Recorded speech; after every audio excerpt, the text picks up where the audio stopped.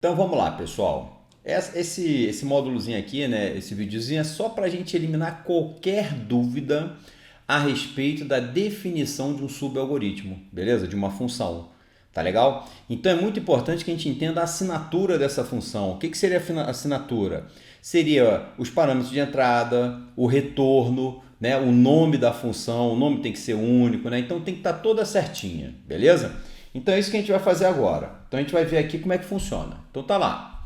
A gente tem aí a função, né? Vai ter o nome da função, a lista de parâmetros, pode ser inclusive vazia, e o tipo de retorno também pode ser vazio, beleza? E logo após a gente vai ter o corpo da função, que é composta pelos comandos da função, né?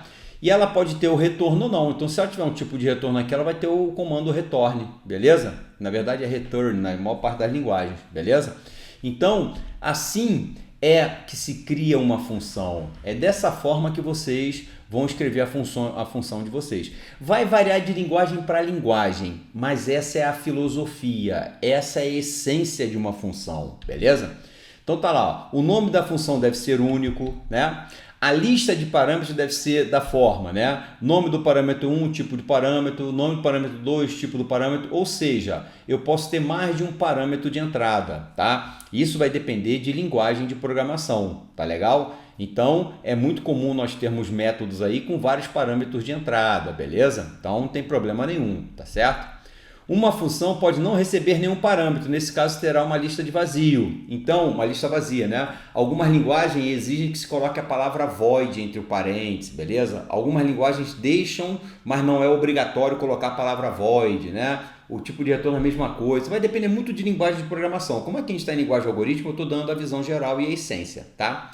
Se a função retornar algum valor, deve-se definir um tipo de retorno, né? E é obrigatória a existência do comando retorne, né? Então, se eu tiver um tipo de retorno, em algum momento eu tenho que retornar uma variável desse tipo aqui. Então, se for inteiro, em algum momento eu tenho que retornar um inteiro, beleza? Então, é isso que a gente quer deixar bem claro para vocês, beleza? Então, tipo de retorno, ele tem que ser compatível com a variável retornada, tá legal?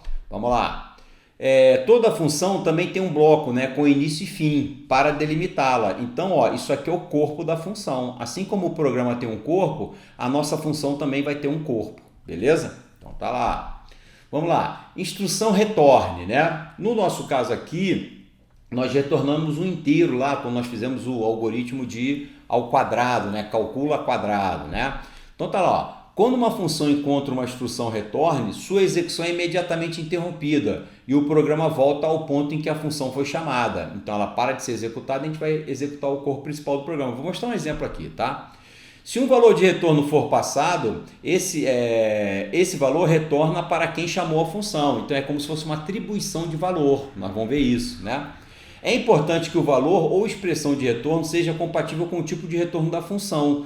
Então não pode haver um tipo de retorno e você retornar outro tipo. Então vai ter uma incompatibilidade. Nós já falamos isso no slide anterior, né? Uma mesma função pode ter várias instruções de retorno em pontos diferentes. Nós vamos ver um exemplo aqui, tá legal?